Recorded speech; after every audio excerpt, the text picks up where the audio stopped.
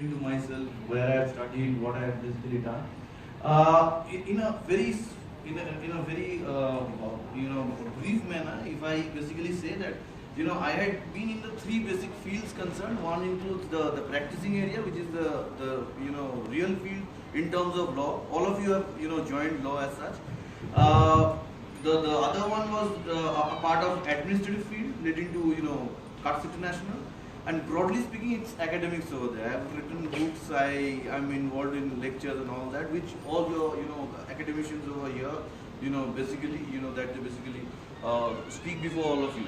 Now, I don't want to, get yourself bored with with a conventional lecture very first day as such. You have just joined as such in the context of law. The most interesting thing about this area that you have joined is that the entire world is at your own feet, because after the LLB that you basically do after 5 years, you have ample amount of opportunities wherever you want to shine yourself, all of you basically speaking.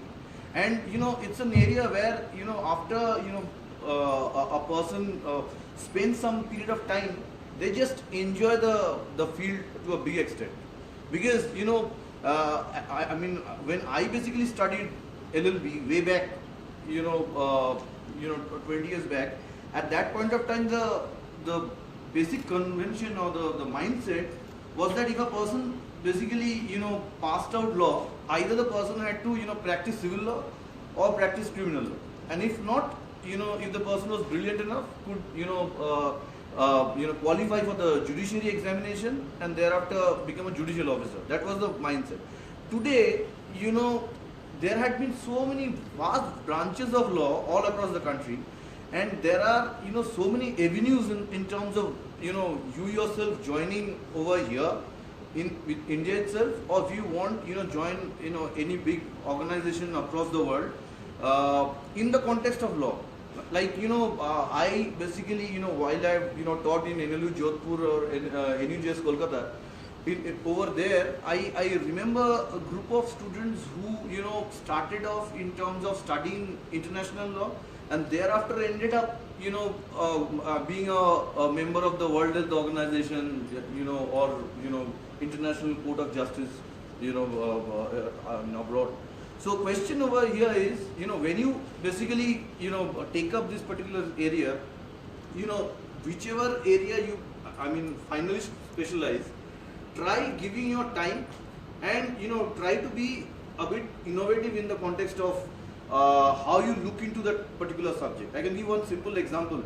When I, did my LLM in Warwick, after, 2 months of study, I came up before one of my professors and basically said that I got this amount of marks in one of the subjects, international economic law. I had basically written what the other professors had written in their esteemed books. So what was wrong about that? So that I got a grade which was not very desirable on my part. The professor came up and told me that was the biggest mistake that you have made. We don't want repetition of what scholars had written before. What we basically want is, where is your existing innovative mind? You can come up with a respective thought which can be absolutely contradictory to some of the scholars who had previously had worked on that particular area. It doesn't matter, as long as you yourself is thinking in respect to the subject and you are giving your mind analytical look. From there you can really question a number of things. There are so many laws together, and majority of them are all can be questioned. One example I can give you in my dissertation that I had written, for which I had finally got my PhD degree, is as sir had said, is relating to the subject competition law, and it was related to cartels in India and United States. You will study that later on, in your 4th year, 5th year. One important thing, yeah, you have a question? No. One important thing is, over there, I, in major part of the particular book, criticize the Indian system altogether. I am getting a degree from an Indian institution, National Law University Jodhpur, where I did my PhD. But I didn't agree with the system that was going on. In the context of cartelization, I'll just give basic glimpse of the law. Our law basically says over there that we basically have, civil fines in case there is an infringement of the law.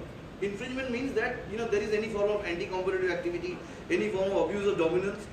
If booked, the company basically maximum, is required to pay a fine to the Competition Commission of India. You must have read, few years back, there had been very strong, cement cartel cases. There had been so many cement companies, Ambuja and XYZ. All of them, they were found part of a basic cartelization, and ultimately they were being, fined. Now, question is, what I had basically written in that particular book was that in our system, if a particular person already is a moneyed group, the big corporates who already have huge amount of funds, and you come up and tell that particular corporate that after the respective wrong had been found out, you pay a certain amount of your existing profit. Now, is there any deterrence in the context of that particular corporate? They have the money to basically pay, and what this majority of these cement companies had done, they paid that respective fines, and again may have engaged in another respective party. So what I told over there, the respective regime in the country should be much more aggressive. The way it's done in United States, they have criminal sanctions over there. I mean, if a company is being booked over there, the right from the director to the major members who are actually involved in policy affairs, all of them, they are imprisoned altogether with landmark fines. So what I'm trying to say is that it's not necessary that an eminent personality had given one respective look to a particular part of law, and you have to also supposed to agree on that. So you can make up your own particular mind. You have a lot of projects, I suppose, whenever you put up your mind in respect of the project or respective dissertation, always look into that particular area with your own mind, with a perfect logic, and take up all the whatever fact situations into issue, and thereafter come up with a finding. It's not necessary that your finding has to be in line with the finding of an existing scholar who had worked sometime back. That's one part. More than that, the other big question is that in respect of law is concerned, please take up all the other fact situations which are there, which basically are required in terms of the execution of that particular law. Meaning that you take up the economics, or the economic background where you are actually doing that particular research on.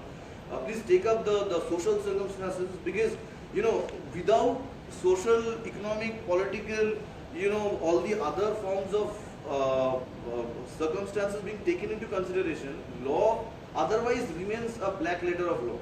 There is no point of a particular legislation coming into picture which itself has very little efficacy, and that is one of the reasons why at every periods of time, intervals of time, every 5 years, every 10 years, you find that there are regular amendments leading to existing legislation. Why amendments are required? I can give one example in the context of your theme seminar that is there tomorrow. I think it's related to human rights, criminal justice, I suppose. You will find that in the field of juvenile justice as such, in the Indian context, the law had been changed a number of times.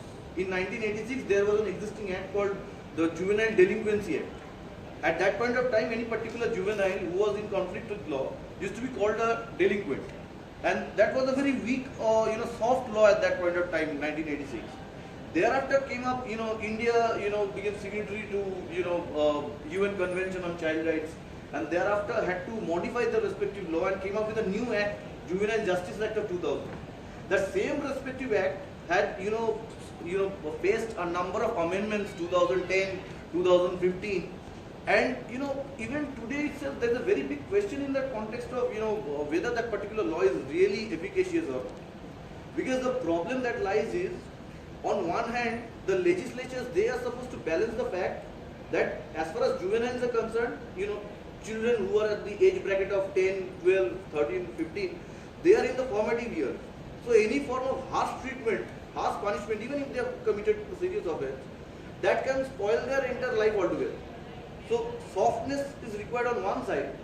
On the other side, there is a bigger problem that these days, the statistics that has been given by the National Crime Bureau is that 5 to 7 years down the line, there have been very serious so-called offences being committed by the juveniles. I mean juveniles in the sense that teenagers of the age group of 15, 16, They are involved in heinous crimes like murder, rape, and all the other types of very serious offences, grave offences.